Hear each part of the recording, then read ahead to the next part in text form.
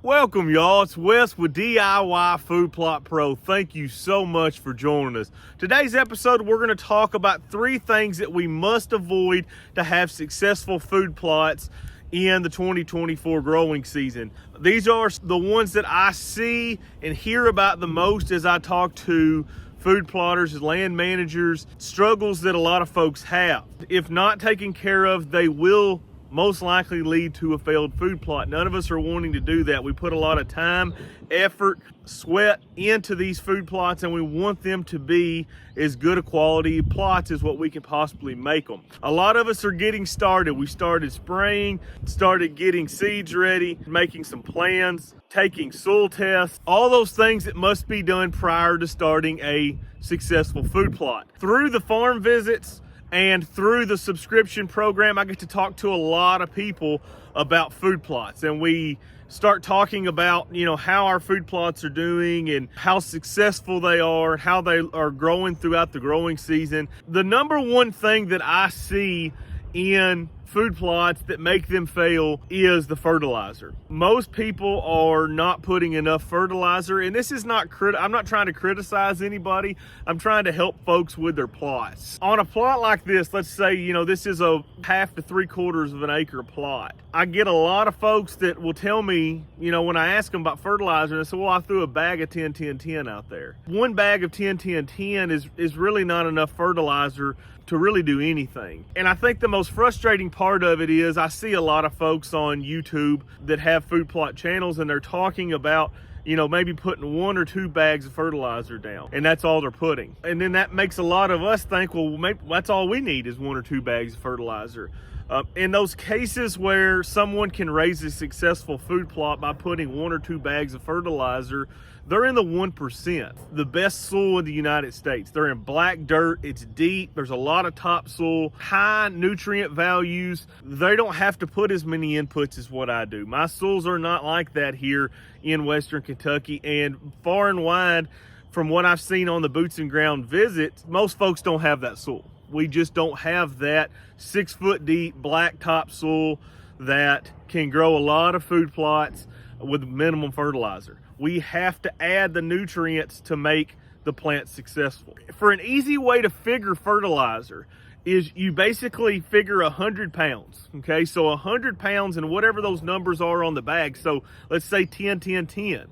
At 100 pounds, so 2 50-pound sacks, you're getting 10 pounds of nitrogen, 10 pounds of phosphorus, 10 pounds of potassium. Those numbers are really insignificant in the grand scheme of things as far as raising food plots.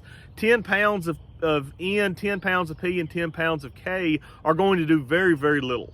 Even on something like a cereal grain that really doesn't require a ton of fertilizer, we're still looking at about 50 pounds of nitrogen per acre. You can see that we're not even getting close to that threshold, and that's probably the least amount of fertilizer that we're going to put on any food plot. There's a lot of times that, a clover plot's going to require 300 to 400 pounds of P and K. Obviously, it makes its own nitrogen, so it doesn't need that. This alfalfa, believe I put right at 900 pounds per acre. Now, granted, I was fertilizing for a 3-year program because a lot of times the nutrients don't move throughout the soil. So I'll work these nutrients into the soil, and I plan for 3 years upcoming.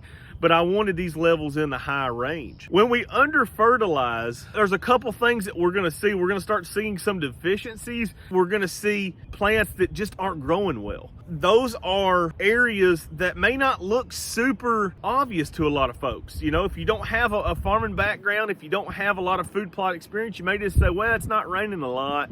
All of those can be solved by just throwing more fertilizer onto the food plot, getting more nutrients in there. I've talked about this many times on the channel, but the more nutrients that are in the soil, the more the plants are going to uptake, and then the deer that are eating that, they're getting more nutritious feed. It's not like you're wasting money by doing this. You're actually going to get better growth better defense from a drought, and then you're feeding your whitetails quality nutrition that is nutrient dense. Another thing that I see is folks planting something and not having a chemical program. This happens a ridiculous amount of times that I see as I talk to people. This is something that I think is a major downfall for a lot of folks, is they don't have a chemical program set before they start planting. So they go out and they mix soybeans, cowpeas, corn, sorghum, clover. They all of a sudden get overtook with weeds and grasses, and they say, all right, what can I spray? Well, you can't spray anything. There's nothing that you can spray at that point. You have to figure out a chemical program, and then you base that food plot off of that chemical program. Perfect example right here. This is a Roundup Ready alfalfa field. You can see the yellow strips. I sprayed this a week or 10 days ago. Roundup Ready alfalfa seed is ridiculous expensive. It's close to $500 a bag. But without it, all this stuff that I killed up here, well, there's a lot of grass, but there's a lot of weeds as well, would be a nightmare trying to kill. Now the grass I could pretty well take care of as long as it didn't get away from me, but the weeds are a whole nother animal. All I've got to do here, like I did, was just spray this with Roundup, and I'm clean. All my weeds are dead. My alfalfa competition going against it. This is something that I planned for last fall when I planted this plot. When I worked this ground, I was already beginning to make a plan of, okay, this is what I'm going to do. I'm going to use Roundup Ready so that I can spray this, keep this clean, and have a better chance of keeping this plot beneficial for longer periods of time. Alfalfa has an autotoxicity. What this means is now these plants have grown, they've got mature, I can't go back and fill in now.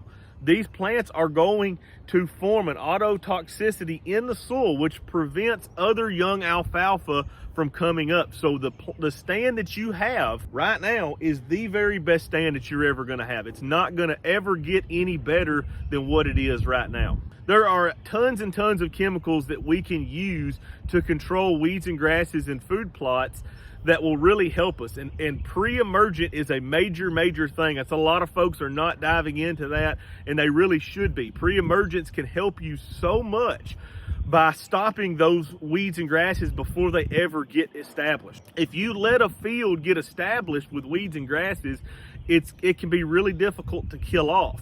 But if you can take care of them before they come up, really helps. I use pre-emergent in all my corn and my soybeans as well, and then I use a residual coming back post-emergence that's going to keep those fields clean all through the summer, no matter what Mother Nature throws at us amount of rain or whatever. The third and last thing that I see that a lot of folks have trouble with is they don't take care of last year's crops, and this is huge.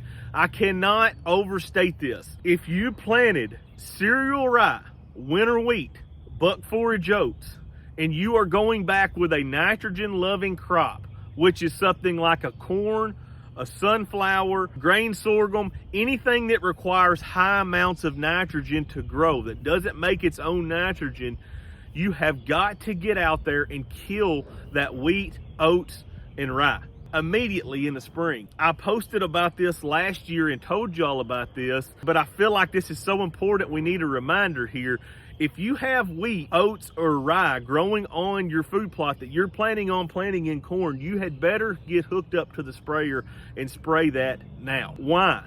We go ahead and kill them off and they die down, okay? And they're turning yellow, and then we're out of sight, out of mind, right? Everything's done, that plant's terminated, we're good to go. Negative. The nitrogen that we throw down there for that corn, say we put 175 pounds of nitrogen per corn, about 1.2 pounds per bushel that we want to produce on a 150 bushel corn crop, it's going to be about 175 pounds of nitrogen. When we put that nitrogen down, that nitrogen goes to breaking and decaying that stubble down from our cereal grain. So what does that mean for our corn plant? It means our corn plant is sitting there starving. And I have seen this so many times throughout the years myself. This is a mistake that I have made several times. Don't follow in my footsteps. If you have that cereal grain and you're planting corn, you are going to 100% see that corn be yellow as anything. It's one of those deals that you can be in a good spot in the field and you can literally draw a line where those cereal grains were last year. It's that obvious. If you don't get out there and spray those down quickly, it will absolutely mean a fail for your corn plot. Maybe not a fail, but you're not going to make anywhere near the corn that you normally would have made had those been taken care of early on in the season. I always recommend going out there in late winter, very early spring, and killing those cereal grain and giving them plenty of time to die off and decay into the soil before we start planting corn. Worst thing we can possibly do when trying to plant a corn crop is let the wheat get up 10, 12 inches high, go in there and spray it and plant corn right behind it. You are going to see that corn turn absolute yellow. In the area that is stopped, the cereal grain stopped from last year, you will see a dramatic difference between yellow as anything and dark green. And there's not a lot you can do about it at that point. It's you just kind of have to wait. You can throw a little bit more nitrogen on and it will help some, but it is just not going to be the same as if you had taken care of those cereal grains early. It's a nitrogen loving plant and it will not take not getting nitrogen. If your corn plant is yellow as anything, you can guarantee yourself that you are making less corn than what you should have made. No question about it. Corn should be a dark green in color. It should not be yellow, a light green. It should be dark green and growing, and that's going to let you know that that corn plant is as healthy as it possibly can be. I'm still not looking at planting for another 45 days to maybe 2 months, but still, it is that critical to get that stuff killed and get it decaying back in the soil. If you need extra help setting up your food plots, or if you would like to schedule a boots on the ground visit, I have a website set up, www.diyfoodplotpro.com. I have got a yearly subscription, and then I have also got a boots on the ground visit where I'll come to your farm, help you with your habitat, with your food plots, with your cover, with your access, and try to help you set that farm up to achieve the goals that you would like to achieve. If that's something that interests you, go to www.diyfoodplotpro.com.